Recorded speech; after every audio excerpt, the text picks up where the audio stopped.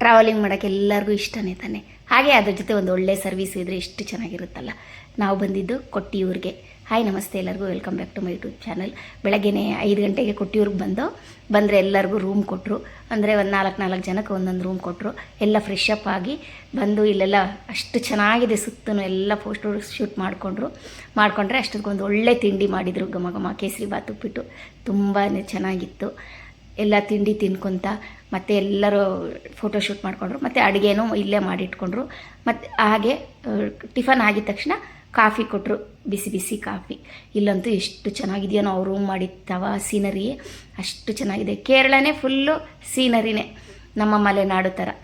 ನಾವು ಸಿಟಿಯಿಂದ ಹೊರಗಡೆ ಬಂದರೆ ನಮ್ಗೆ ಈ ಥರದ್ದೆಲ್ಲ ನೋಡಿದ್ರೆ ತುಂಬ ಖುಷಿ ಆಗುತ್ತೆ. ಇಲ್ಲಿಂದ ನಾವು ದೇವಸ್ಥಾನದಿಂದ ನಾವು ಹೊರಗಡೆ 10 ಕಿಲೋಮೀಟ್ರು ಈಚೆನೇ ಇದ್ವಿ. ಯಾಕಂದರೆ ಇಲ್ಲೇ ಅವರು ಯಾವಾಗೂ ರೂಮ್ ಮಾಡೋದಂತೆ ಇಲ್ಲೇ ಮಾಡಿದರು. ಸರಿ, ಎಲ್ಲ ಫ್ರೆಶ್ ಅಪ್ ಆಗಿ ಹೊರಡ್ತಾ ಇದ್ದೀವಿ ಇವಾಗ ದೇವಸ್ಥಾನಕ್ಕೆ. ಆದರೆ ಅಷ್ಟು ಕ್ರೌಡ್ ಇದೆ ಅಂತಲೂ ಹೇಳೋಕ್ಕಾಗಲ್ಲ ದೇವಸ್ಥಾನದಲ್ಲಿ, ಅಷ್ಟು ಖಾಲಿ ಇದೆ ಅಂತಲೂ ಇಲ್ಲ. ಮುಂಚೆ ನಾವು ಇನ್ಸ್ಟಾಗ್ರಾಮಲ್ಲಿ ನೋಡಿದ ಪ್ರಕಾರ ಇವಾಗೂ ಪರವಾಗಿಲ್ಲ. ಎಲ್ಲರೂ ನಾವು 5 ಕಿಲೋಮೀಟ್ರ್ ನಡೆದ್ವಿ, 10 ಕಿಲೋಮೀಟ್ರ್ ಹಿಂದೆ ಪಾರ್ಕಿಂಗ್ ಹಾಕಿದ್ವಿ ಅಂತ ಎಲ್ಲ ಹೇಳಿದ್ರು. ನಮಗೆ ಆ ಥರ ಆಗಲಿಲ್ಲ. ನಾವು ಬಂದಿದ್ದ ತಕ್ಷಣ ದೇವಸ್ಥಾನ ಎಂಟ್ರೆನ್ಸ್ಗೆ ಒಳಗಡೆ ಹೋಗ್ಬೇಕಲ್ಲ, ಅಲ್ಲೇ ನಮ್ಮನ್ನು ಇಳಿಸ್ಬಿಟ್ಟು ಪಾರ್ಕಿಂಗ್ ಹಾಕೋಕ್ಕೆ ಸ್ವಲ್ಪ ಮುಂದೆ ಹೋದರು. ನೋಡಿ, ಇಲ್ಲಿ ಇದು ವಿಶೇಷ, ಇದು ಹೆಸರೇನೋ ನನಗೆ ಗೊತ್ತಿಲ್ಲ, ಆದರೆ ನಾವು ತೊಗೊಂಡ್ವಿ. ಇಲ್ಲಿಂದನೇ ಎಂಟ್ರೆನ್ಸು ದೇವಸ್ಥಾನಕ್ಕೆ, ಇಲ್ಲೇ ಇಳಿಸಿದ್ರು. ಇಲ್ಲಿಂದ ಒಳಗಡೆಗೆ 1 ಕಿಲೋಮೀಟ್ರ್ ಆಗ್ಬೋದು, ಅಷ್ಟು ಅನಿಸಲ್ಲ. ಯಾಕಂದರೆ ನಾವು ಈಗ ಅಂಗಡಿಗಳನ್ನೆಲ್ಲ ನೋಡ್ಕೊಂಡು ಒಳಗಡೆ ಹೊರಟೋಗ್ತೀವಲ್ವ. ಮಳೆ ಬಂದು ನಿಂತಿತ್ತು. ಚೆನ್ನಾಗಿ ತಂಪಾದ ವಾತಾವರಣ. ಓನಾಗಿ ಬರ್ತಾರಲ್ವ, ರೂಮ್ ಬೇಡ ಇನ್ನೇನು ಹೊರಟು ಬಿಡ್ತೀವಿ ಅನ್ನೋರು ನೋಡಿ ಇಲ್ಲೇ ಹೊಳೆಯಲ್ಲಿ ಸ್ನಾನ ಮಾಡಿಕೊಂಡು ಇಲ್ಲೇ ಫ್ರೆಶ್ ಅಪ್ ಆಗಿ ಇಲ್ಲೇ ಇನ್ನು ಸ್ವಲ್ಪ ಮುಂದೆ ಹೋದ್ರೇ ದೇವಸ್ಥಾನ. ಹಾಗೆ ಮಾಡ್ತಾರೆ. ಇಲ್ಲೇ ಎಷ್ಟೊಂದು ಜನ ಅದೇ ಥರ ಮಾಡ್ತಾಯಿದ್ರು.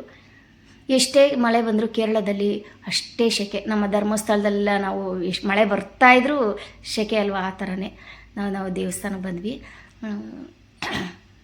ಆದರೆ ನಾವು ಕ್ಯೂವಲ್ಲಿ ಏನು ನಿಂತ್ಕೊಳ್ಳಲಿಲ್ಲ. ಕ್ಯೂವಲ್ಲಿ ನಿಂತ್ಕೊಂಡಿರೋರು ಹೇಳಿದ್ರು ನಾವು 5 ಗಂಟೆಗೆ ನಿಂತ್ಕೊಂಡಿದ್ದೀವಿ, ಇನ್ನೂ ದರ್ಶನ ಆಗಲಿಲ್ಲ ಅಂತ. ಆದರೆ ಧರ್ಮ ದರ್ಶನಕ್ಕೆ ನಿಂತ್ಕೊಂಡ್ರೆ 5 ಅವರ್ 6 ಅವರ್ ಆಗುತ್ತೆ. ಹಾಗೆ ನಾವೇನು ನಿಂತ್ಕೊಳ್ಳಲಿಲ್ಲ. ಇಲ್ಲಿ ಬಂದು ಸುತ್ತು ಓಡಾಡ್ಕೊಂಡು ನೋಡ್ಬೋದು. ಆದರೆ ಶಿವ ಪುಟ್ಟದಾಗಿರೋದ್ರಿಂದ ನಮಗೆ ಕಾಣಿಸೋದಿಲ್ಲ. ಇಲ್ಲಿ ಒಂದು ಕಡೆನೇ ಇಂಗ್ಲೀಷು ಕನ್ನಡ ಹಾಕಿದ್ದಾರೆ. ಕನ್ನಡ ಅಕ್ಷರ ನೋಡಿದ ತಕ್ಷಣವೇ ತುಂಬ ಖುಷಿಯಾಯಿತು. ಮತ್ತು ಎಲ್ಲನೂ ಇಂಗ್ಲೀಷು ಇಲ್ಲ, ಬೇರೆ ಭಾಷೆನೂ ಇಲ್ಲ, ಎಲ್ಲ ಕಡೆ ಮಲಯಾಳ ಭಾಷೆನೇ ಹಾಕಿರೋದವರು. ನೋಡಿ, ಇಲ್ಲಿ ಬಂದು 1 ಕಿಲೋಮೀಟ್ರ್ ಅಲ್ಲಿ ನಾವು ಇಳಿಸಿದ್ದಕ್ಕೆ ಇಲ್ಲಿ 1 ಕಿಲೋಮೀಟ್ರ್ ಬಂದರೆ ಇಲ್ಲಿ ದೇವಸ್ಥಾನ. ಇಲ್ಲಿ ಸುತ್ತೂ ಒಂದು 3 ಪ್ರದಕ್ಷಿಣೆ ಹಾಕ್ಕೊಂಡು ಅಲ್ಲಿ ನಿಂತ್ಕೊಂಡು ನೋಡ್ಬೋದು. ಕಾಣಿಸಲ್ಲ, ದೇವರು ಪುಟ್ಟದಾಗಿದ್ದಾನೆ. ಆ ಕಡೆ 2 ಪುರೋಹಿತರು ಇರ್ತಾರೆ, ಮಧ್ಯದಲ್ಲಿ ದೇವರು ಇರ್ತಾನೆ, ಕಾಣಿಸಲ್ಲ. ಧರ್ಮ ದರ್ಶನಕ್ಕೆ ಈ ಥರ ಕ್ಯೂ ನಿಂತ್ಕೊಂಡ್ರೆ 5 ಅವರ್ 6 ಅವರ್ ಆಗುತ್ತೆ. ಹತ್ರಕ್ಕೆ ಹೋಗಿ ನೋಡ್ಕೊಂಬರ್ಬೋದು. ಇಲ್ಲ 1000 ರೂಪಾಯಿ ಟಿಕೆಟ್ ತೊಗೊಂಡು ಕೂಡ ನಾವು ಒಳಗಡೆ ಹೋಗಿ ನೋಡ್ಕೊಂಬರ್ಬೋದು.